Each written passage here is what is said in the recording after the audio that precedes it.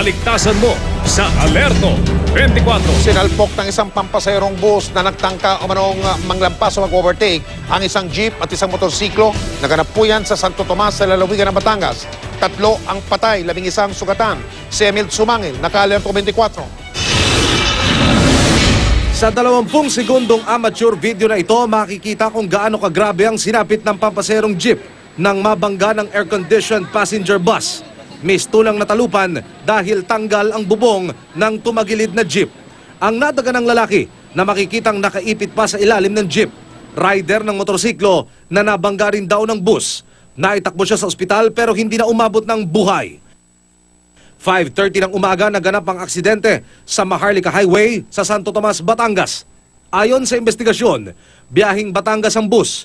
Plano daw mag-overtake nang mag-U-turn ang sasakyang balak i-overtake. Kaya napilitan daw ang bus na pumasok sa kabilang lane, kung saan naman ito nabangga ang jeep at isang motorsiklo. Bukod sa rider ng motorsiklo, patayan 2 pasahero ng jeep. 11 pa nitong pasahero ang sugatan. Ang driver ng Alps bus na si Jay Ramos pati ang kanyang konduktor tumakas.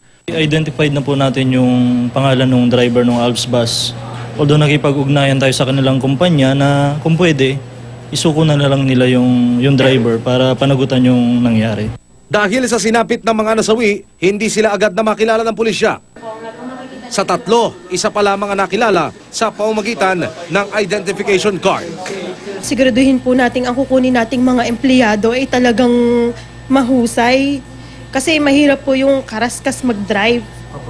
Tulad nung mga taong yan, tulad po ng hipag ko na damay sa wala namang maliliit ang mga anak nun. Tutulungan. Tutulungan ng Alps lahat. Mula dito sa Santo Tomas, Batangas, Emil Sumangil, naka-Alerto 24.